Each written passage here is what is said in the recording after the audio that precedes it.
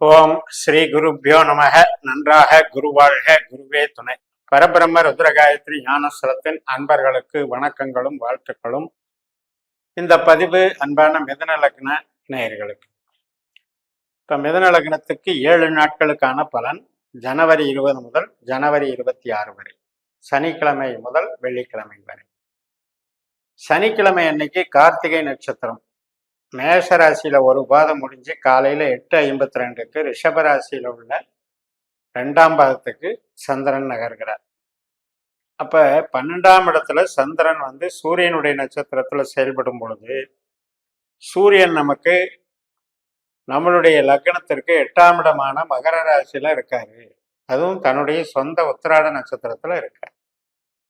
இது நமக்கு நன்மைகளையும் உதவிகளையும் பிறர் சார்ந்த ஒரு வளர்ச்சிகளையும் ஈடுபாடுகளையும் புதிய செயல் திட்டங்களையும் புதிய அணுகுமுறைகளையும் நமக்கென்று முன் யோசனைகள், அதாவது இதை ஒரு புதுசா ப்ராசஸ் பண்ணி பார்க்கலாமா அப்படின்ற ஒரு டெக்னாலஜிக்கல் ஒரு தொடர்புகள் ஏற்படுறதையும் இது குறிக்குது.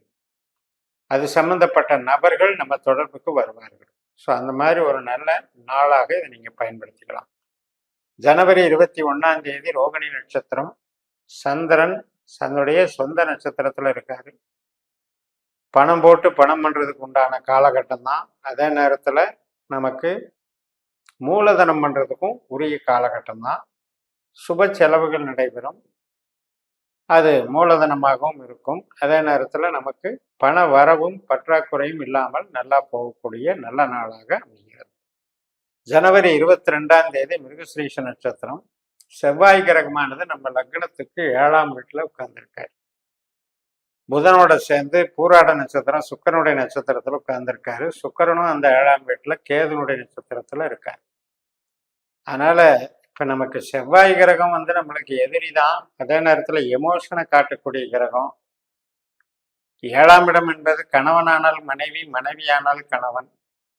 அப்ப செவ்வாய் கொஞ்சம் முன்கோபத்துக்கு உண்டான கிரகம். அதனால கொஞ்சம் பேச்சுவார்த்தைகளை கொஞ்சம் கரெக்ட் பண்ணிக்கணும். சுக்கரன் என்பது கவர்ச்சி மற்றும் முறையற்ற ஒரு உத்வேகத்தை உண்டு பண்ணும். உத்வேகம்னா இன்டென்ஷன் சொல்றோம் இல்லையா, அது மாதிரி.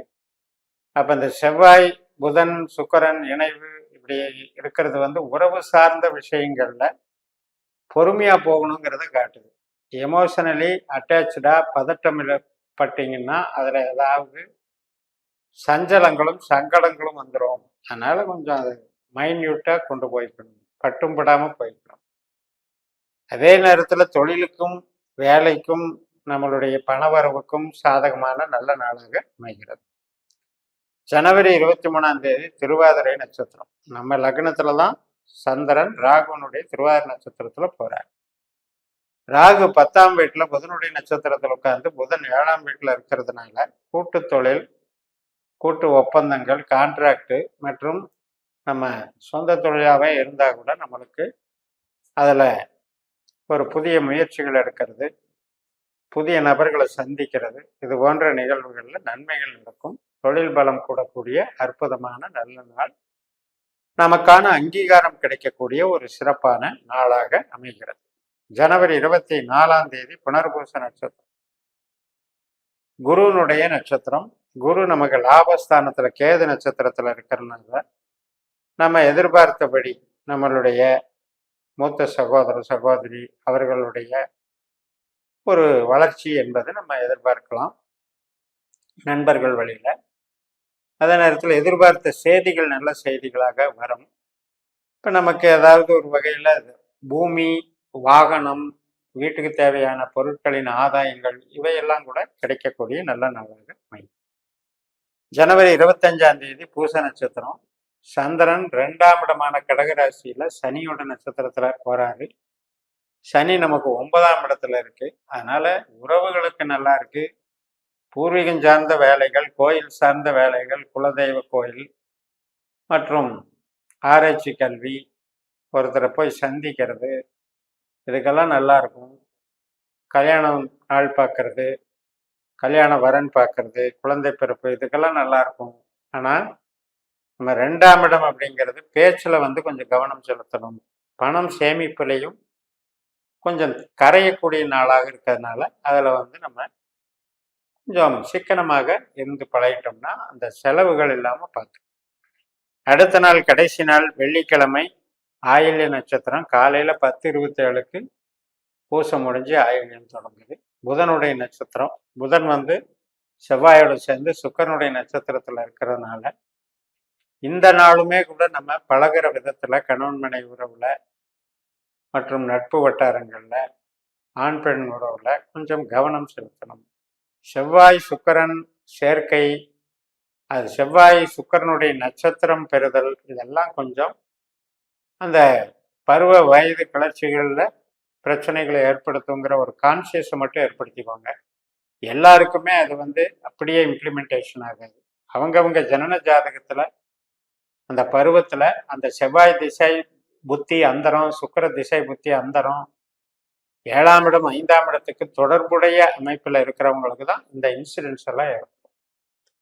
மற்றபடி தொழிலுக்கும் இப்போ ஒரு கன்ஸ்ட்ரக்ஷன் தொழில், இன்டீரியர் டெக்கரேஷன், ஒரு ஹார்ட்வேர் சம்மந்தப்பட்டது, எலக்ட்ரானிக்ஸ் சம்மந்தப்பட்டது, கருவிகள் தயாரிக்கிறது, கம்ப்யூட்டர் சாதனங்கள், இதுக்கு எல்லாமே நல்லா இருக்கும்.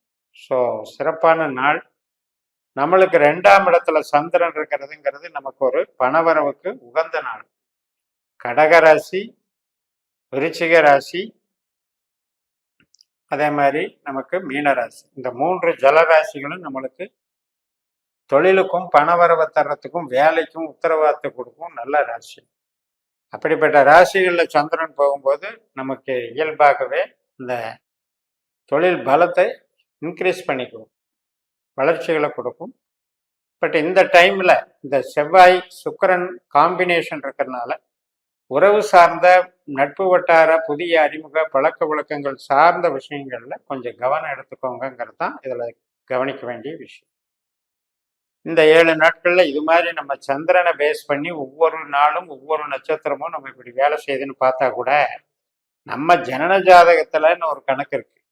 அது வந்து உபநட்சத்திர கணக்கு. அப்போ நம்ம பிறந்த லக்னத்தை அடிப்படையாக வச்சு 12 உபநட்சத்திர அதிகாரிகளை தெரிஞ்சுக்கிட்டோம் அப்படின்னா ஒவ்வொரு நாளும் வரக்கூடிய நட்சத்திரம் நமக்கு எந்த பாவத்திற்கு இயங்கக்கூடிய கிரகம் என்பதை புரிய வைக்கும். அப்படி புரிஞ்சுக்கிட்டீங்க அப்படின்னா லைஃப் லாங் அந்த கெட்ட நட்சத்திரம் வர்ற அன்னைக்கு புது காரியங்களை செய்யாமலும் தவிர்த்துக்கிட்டு நல்ல தொழில் யோக நட்சத்திரங்கள்ல நல்ல தொழில் பல ஆதாயங்களை பெருக்கிக்கிட்டு உறவுக்கு சப்போர்ட் பண்ண நட்சத்திரங்கள்ல உறவு சார்ந்த முடிவுகளை எடுத்து பழகிட்டு எல்லாத்தையுமே நம்ம நெறிப்படுத்திக்கலாம்.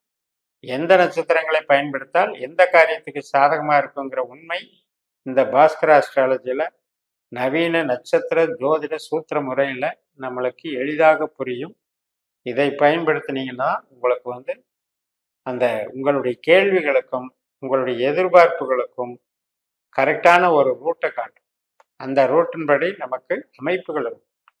12 பாவ கொடுப்பினைகளை முதல்ல நம்ம தெரிஞ்சுக்கணும்.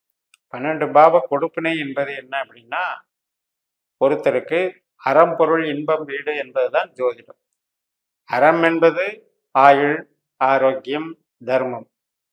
இதுக்குன்னு எந்த கிரகம் நம்மளை சப்போர்ட் பண்ணுது, பொருளை சம்பாதிக்க எந்த கிரகம் சப்போர்ட் பண்ணுது, உறவையும் இன்பத்தையும் கொடுக்கறது எந்த கிரகம், கஷ்டத்தையும் நஷ்டத்தையும் கொடுக்கறது எந்த கிரகம், இவ்வளவுதாங்க இந்த ஜோதிடத்தினுடைய தன்மை. இதை நாம இந்த நட்சத்திர சூத்திர முறையில பயன்படுத்தி வெற்றி காண்போம் என்று கூறி நிறைவு செய்கிறேன். இந்த சேனலை சப்ஸ்கிரைப் பண்ணி ஷேர் பண்ணுங்க. உங்க தனிப்பட்ட ஜாதக பலாபலன்களை என்னுடைய வாட்ஸ்அப் நம்பர்ல தொடர்பு கொண்டு பலன் பெறுங்கள். உங்களிடமிருந்து விடைபெறுகிறேன். உங்கள் ஜெயம்எஸ். நன்றி, வணக்கம்.